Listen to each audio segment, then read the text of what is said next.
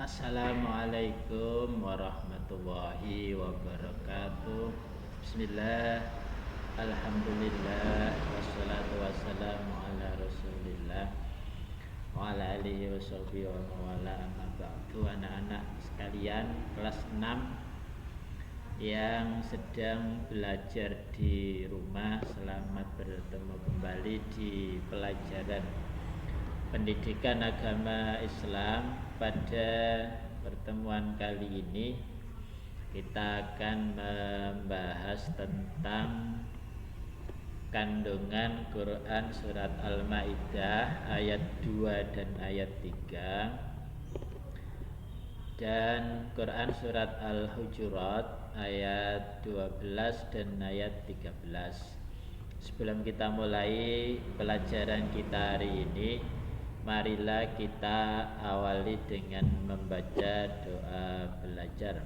Bismillahirrahmanirrahim. Raditu billahi rabba wa bil islami dina wa bi Muhammadin nabiyyan wa rasulah. Rabbi zidni ilman nafi'a warzuqni fahma wa tawaffani muslimin. Amin. Terima kasih anak-anak, mudah-mudahan doa kita diterima oleh Allah Subhanahu wa taala. Amin ya rabbal alamin. Anak-anak, pada pertemuan kali ini kita akan membahas kandungan surat. Kandungan surat itu makna yang ada di dalam surat tersebut, dalam ayat tersebut. Dengan mempelajari makna yang terkandung di dalamnya, kita diharapkan bisa bersikap meneladani, mencontoh perbuatan apa yang bisa kita lakukan dari kandungan surat tersebut. Di ayat yang kedua surat Al-Maidah, seperti yang kemarin anak-anak sudah hafalkan, bagi yang sudah menghafal ya, ada beberapa anak yang memang belum menyetorkan tugas hafalan. Pak guru sendiri juga tidak tahu apa masalahnya, apa memang belum hafal atau di rumah tidak mau belajar ya.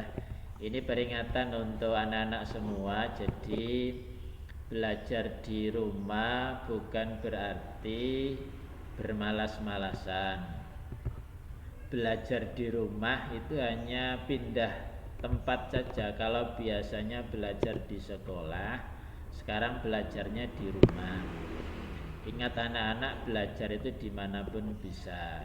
Dan perlu diingat lagi, belajar itu sebuah kewajiban. Kalau kewajibannya tidak dilaksanakan, maka akan berdosa ya, karena belajar menuntut ilmu itu sebuah kewajiban. Sekalipun di rumah, jangan menghalangi kegiatan kita untuk belajar ya.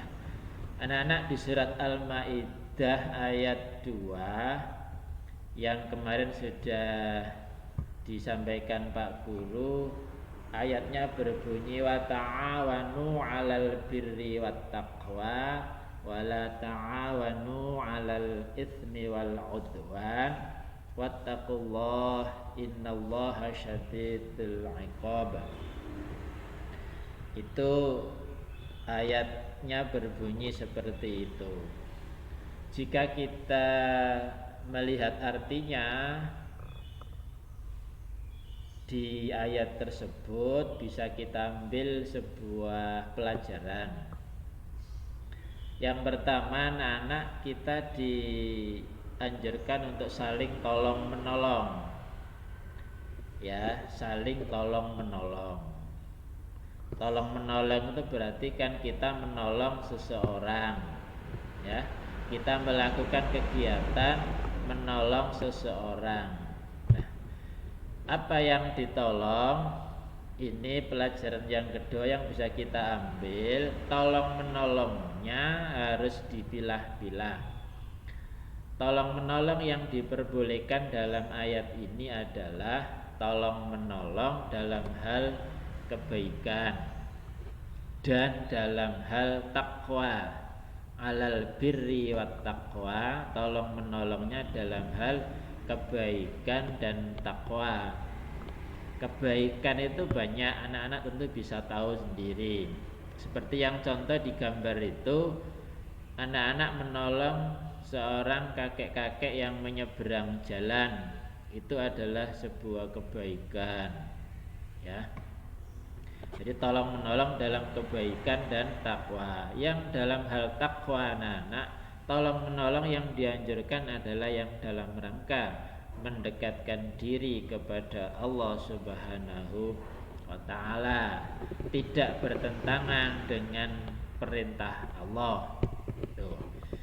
Berikutnya anak-anak, kita tidak diperbolehkan pelajaran yang berikutnya yang bisa kita ambil, wala ta'awanu, dan jangan tolong menolong dalam hal dosa, ya, dalam hal dosa atau perbuatan yang dilarang oleh Allah Subhanahu wa ta'ala. Jadi tidak boleh tolong menolong dalam hal yang menunjukkan itu sebuah perbuatan dosa. Contohnya apa anak-anak? Tolong menolong dalam hal mencuri. Kamu menolong temannya yang sedang mencuri mangga milik orang lain, itu sebuah perbuatan dosa, ya. Itu kandungan dari surat Al-Maidah ayat 2. Kemudian anak-anak, ayat ketiga di situ berbunyi yang seperti anak-anak pelajari kemarin adalah al-yauma ya'isal ladzina kafaru min dinikum wala tahsyauhum wahsyaun. Itu mengandung sebuah pelajaran bahwa kita tidak boleh takut terhadap sesuatu selain Allah. Kita hanya takut kepada Allah. Takutlah hanya kepada Allah. Takut dalam arti apa? Takut dalam arti laksanakanlah perintah Allah dan jauhilah larangannya. Takut bukan berarti lari seperti melihat harimau, tapi takut dalam arti kita harus senantiasa menuruti, mentaati, melaksanakan perintah Allah. Itu namanya takut kepada Allah. Jangan sampai kalau tidak kita lakukan Allah jadi murka, Allah jadi marah. Jadi takut pada Allah itu mentaati perintahnya. Contoh, anak-anak dikatakan takut pada Allah jika anak-anak melakukan sholat. Kalau tidak sholat, takut murkanya Allah, itu namanya takut kepada Allah. Anak-anak belajar mencari ilmu, anak-anak menuntut ilmu, itu berarti anak-anak takut kepada Allah, takut kepada murkanya Allah. Jika tidak dilaksanakan maka akan Allah murka. Jadi takut pada Allah itu dibuktikan dengan pelaksanaan ibadah, tunduk taat kepada Allah Subhanahu wa ta'ala.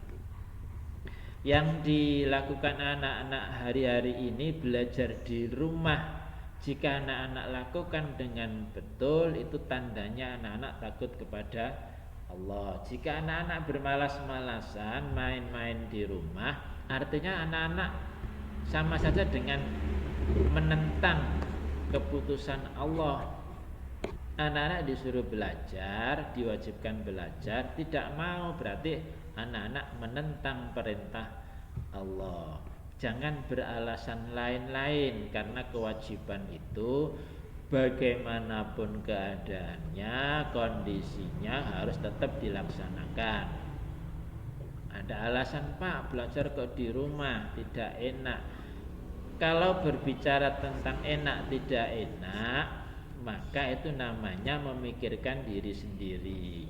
Pikirkanlah bahwa itu perintah Allah, laksanakan itu saja.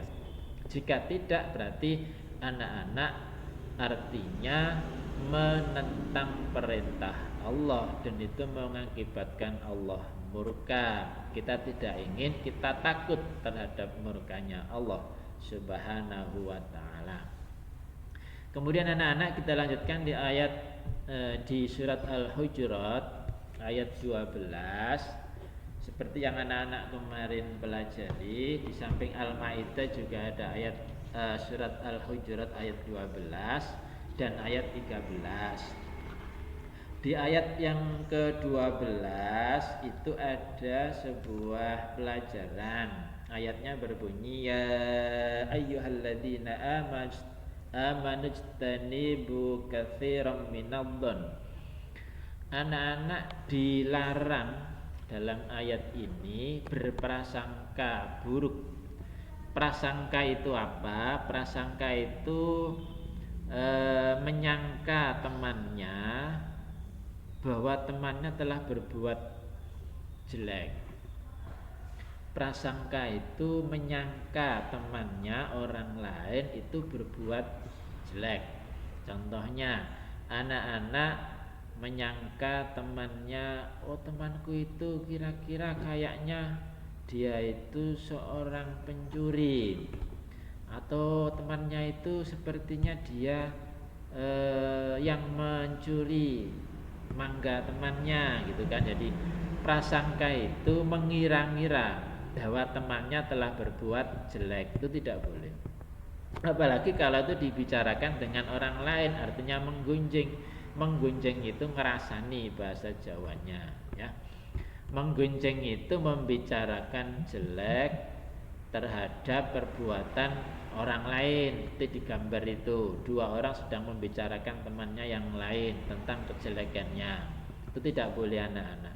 Jadi jangan sampai mengira temannya berbuat buruk, berprasangka buruk terhadap orang lain, terhadap teman, dan jangan menggunjing. Itu larangan di surat Al-Hujurat ayat 12, ya.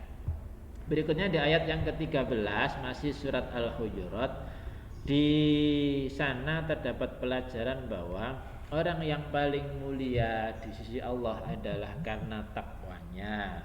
Jadi di situ ada ayat inna akramakum indallahi atqakum, bahwa orang yang dikatakan mulia itu adalah yang paling takwa kepada Allah. Dan ingat anak-anak, di ayat itu juga dijelaskan manusia itu diciptakan oleh Allah dari golongan, dari laki-laki, perempuan, berbangsa-bangsa dan bersuku-suku. Itu adalah fitrah manusia, ciptaan Allah yang merupakan sunnatullah, dan diharapkan dari perbedaan itu manusia bisa saling mengenal. Sekali lagi, saling mengenal, bukan saling bermusuhan.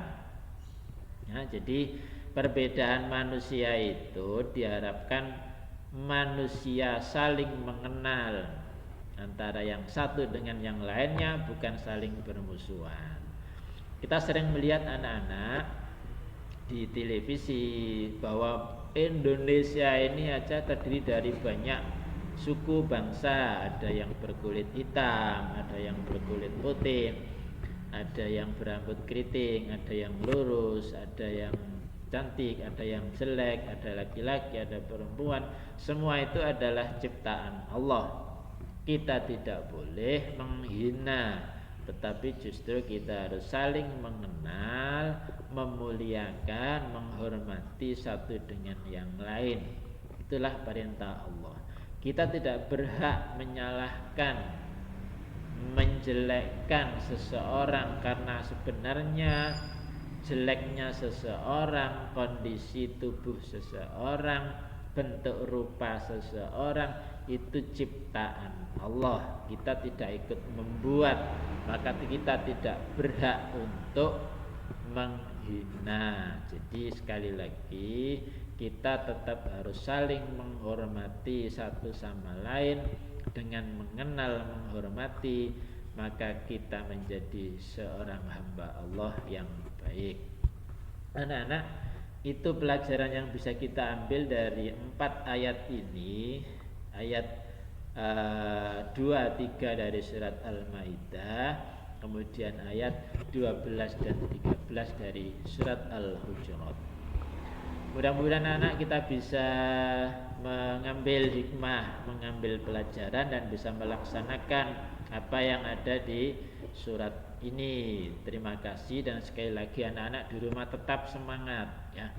Jangan sampai malas, apalagi tidak mau belajar. Resikonya ditanggung sendiri ya anak-anak. Jadi kalau tidak mau belajar berarti bodoh. Kebodohan itu dilarang oleh agama. Jadi kita harus pintar, berpengetahuan gitu ya, untuk bekal hidup baik di dunia maupun di akhirat. Itu anak-anak, terima kasih. Kita akhiri dengan bacaan Alhamdulillahirabbil alamin. Wassalamualaikum warahmatullahi wabarakatuh.